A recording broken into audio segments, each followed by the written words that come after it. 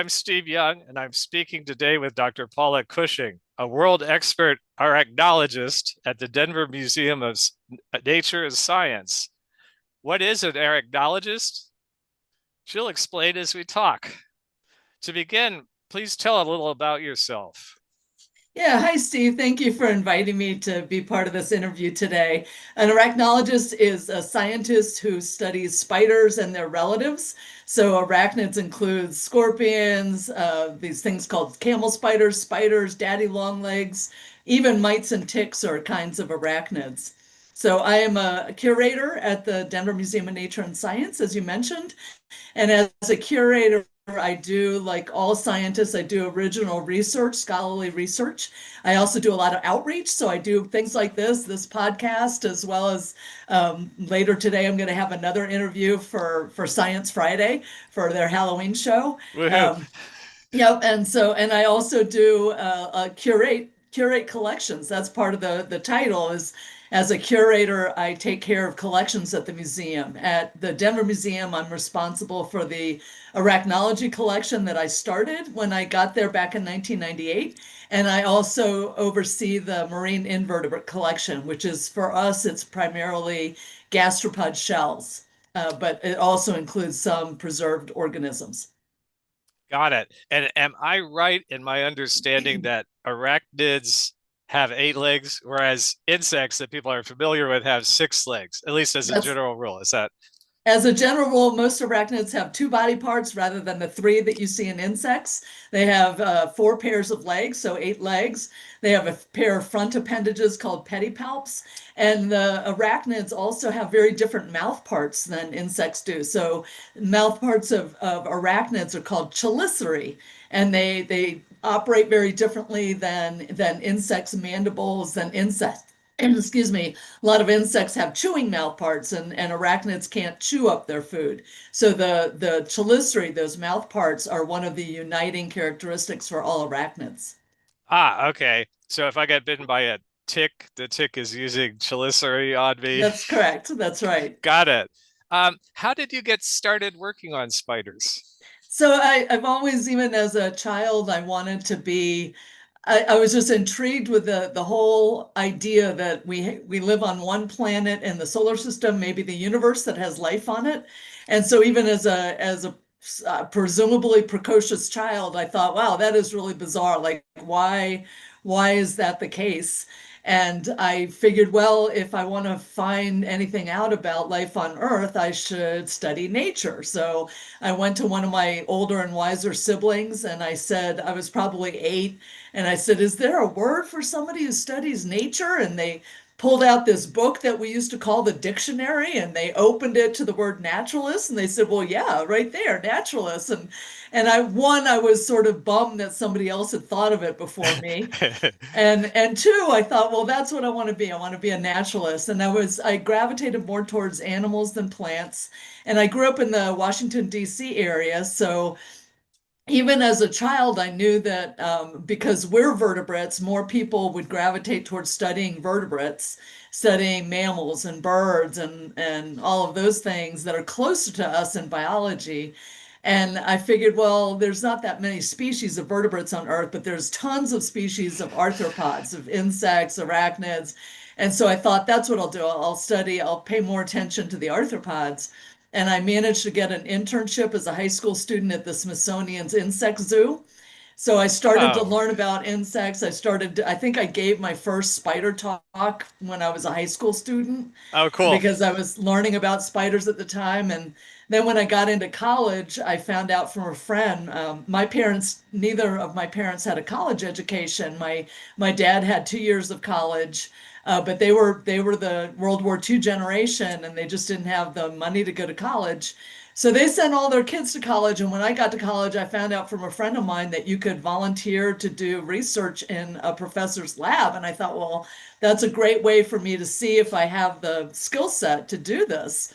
And there were two biology professors who did work on arthropods. One was studied butterflies, and to me, butterflies are like the birds. Like everybody goes to study butterflies. Yeah, yeah. And the other professor was a spider biologist, Dr. Brent Opel.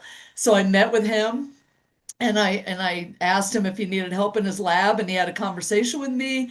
And in the course of that conversation, he told me about we were just talking spiders. He wanted to find out kind of what I knew about spiders, and I was picking his brains about his research. And at one point, he mentioned that there are some spiders that live inside ant colonies, and I knew enough about ants to know how unusual that was. And I asked him, like, how do they get away with that? How do they bypass this aggressive nature of the ants? And his answer was probably the most powerful answer a scientist can give to anyone, which is we don't know. And Yeah, so I yeah. thought, man, that's it. This is my field. Like if there's something that they don't know about these animals, this is the field that I want. So he took me to my first scientific conference when I was an undergraduate, and I really liked the atmosphere. It's a pretty small community, even though there's over 100,000 described species of arachnids on Earth, over 53,000 described species of spiders alone, yet there's only about 500 professional arachnologists in the entire world. And so I thought, man, this is a field that I could really contribute to. So I really like the intimacy of the field. I like the support that I was feeling at the meeting for students and for amateurs and people who just really like these animals.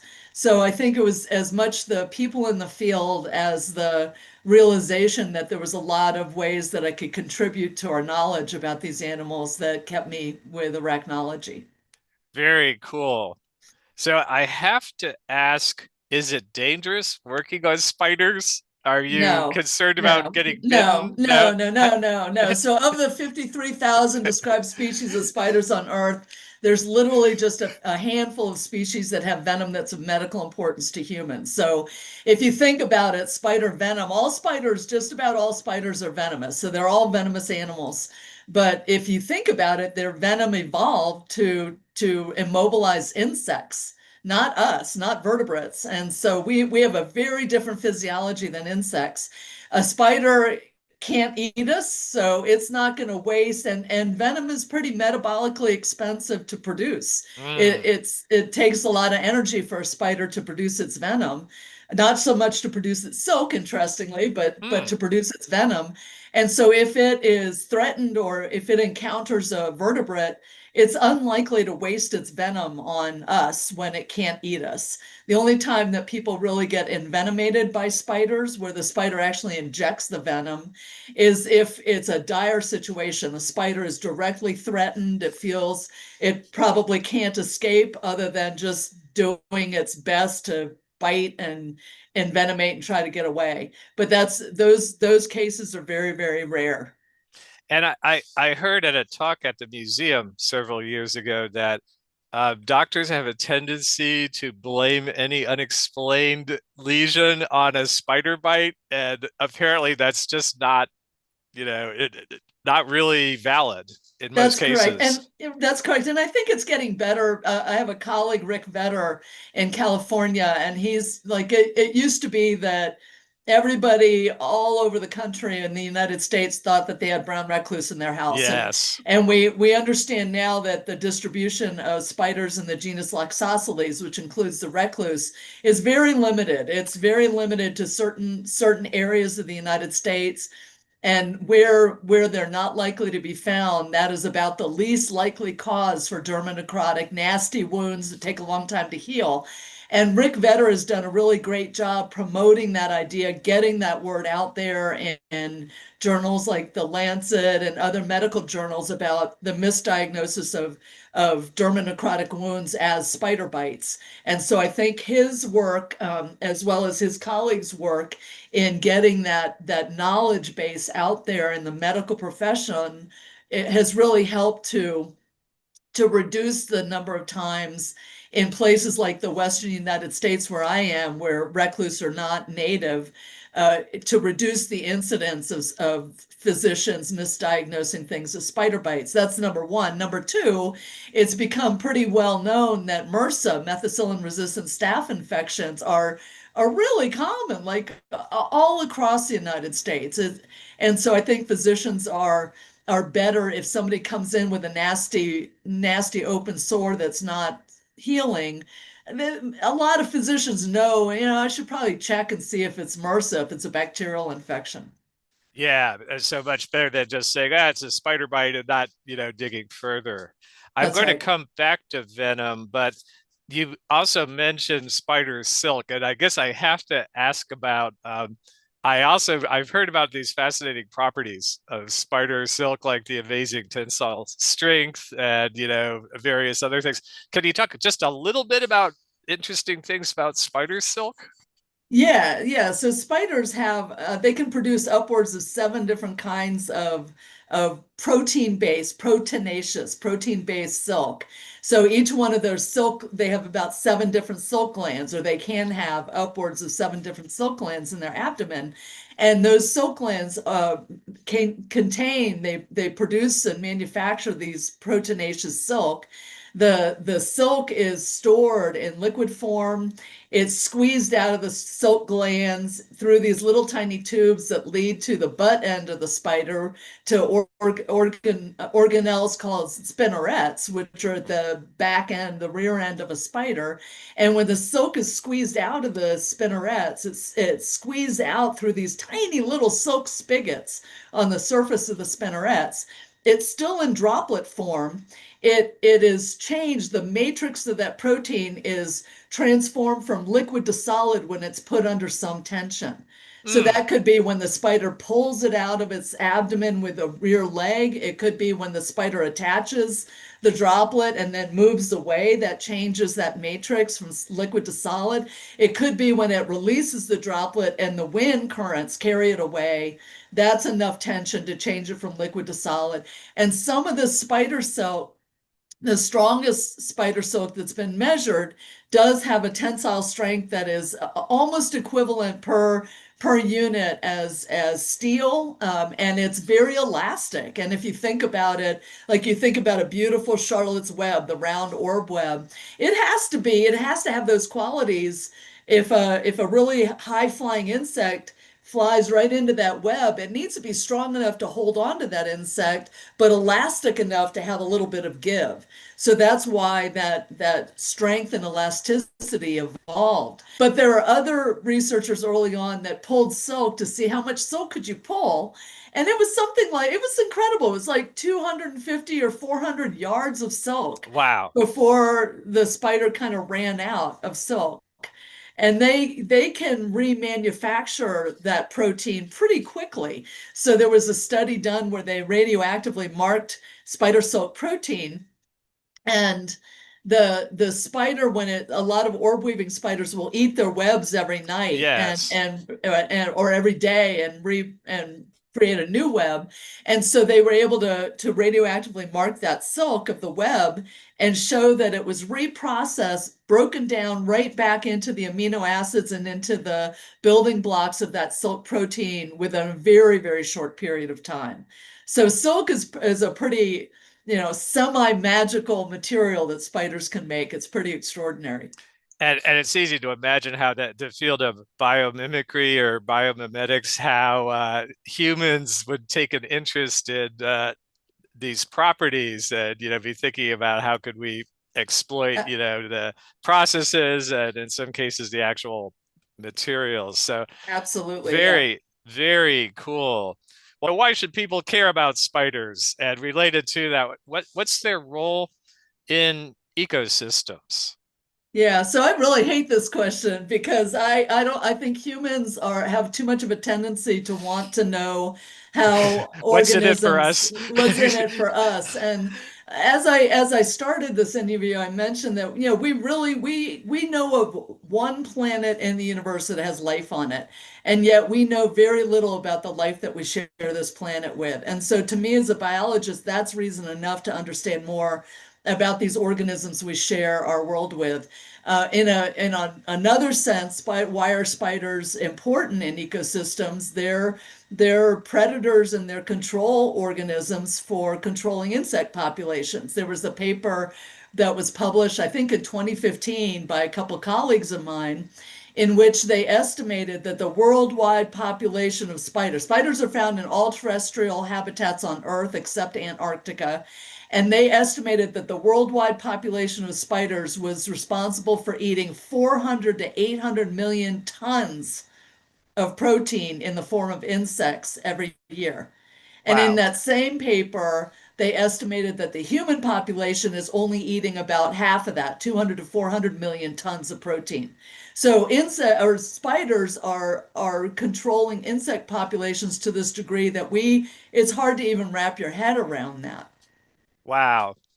And I also understand that they're an important food resource in themselves, where I'm a bit of a bird-oriented person. I understand that spiders are a major source of protein for Yeah, birds, absolutely. For songbirds. birds, for reptiles, for all sorts of, for rodents, anything that would eat insects would also eat spiders. They're not particular. They're eating any kind of arthropod that they find out there. And arthropods include any animals with an exoskeleton and jointed legs. So that huge group, that phylum Arthropoda, includes insects, it includes arachnids, it includes millipedes, centipedes, it includes even crabs or arthropods. So if a bird or mammal is an insectivore, that means it's going to eat spiders, it's going to eat scorpions if it can grab one, it's going to eat anything that, any little creepy crawly that it finds out there. That presents itself. Yeah. I are you hearing any estimate of or guesstimate is probably the better term of how many species may exist of arthropods? Of arthropods, that again, I don't keep up with that number. I keep up with the number of species of spiders.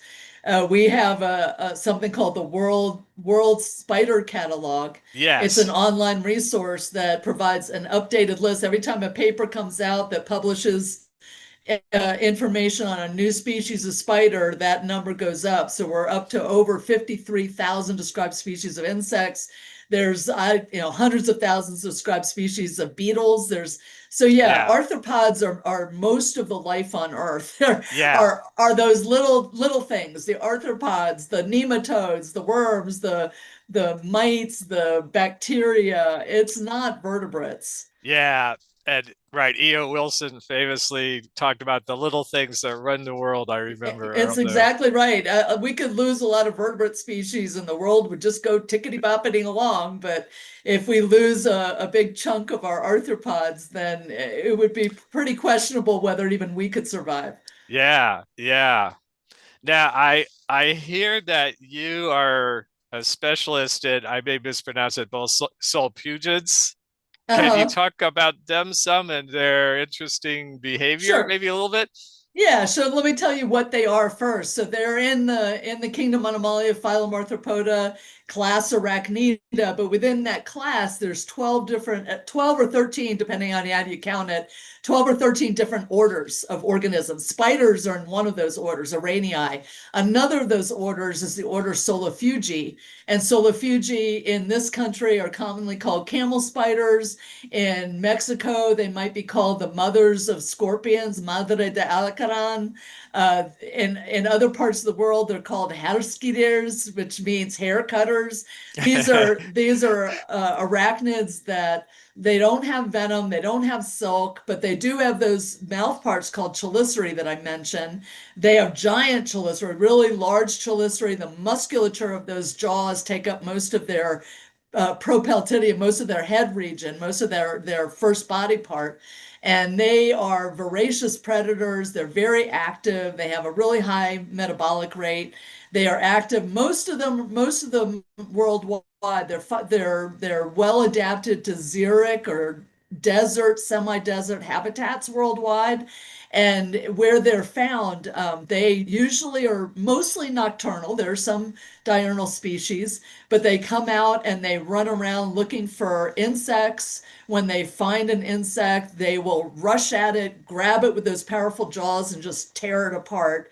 Like with many arachnids, they have what we call external digestion. So even though they're tearing the prey apart, they're egesting, vomiting out digestive enzymes, breaking down the tissue, and then sucking that pre-liquefied, pre-digested tissue in. But they're just hunting machines, is what they are. Wow. And I saw a diagram that showed that chelicerae, it made me think of saber-toothed tigers, these huge jaws and huge what look like teeth. Bless you. Very cool. Well, I you've had a fairly long career, although I'm sure there's much more to come. Um, over over the years, I I know you must have learned some lessons about how to be effective, and I'm interested in sort of maybe several key lessons you feel that you've learned about just how to be more effective in your work. And you've worked with so many other colleagues out there, so just sort of thinking broadly. Anything you feel like you could share along those lines?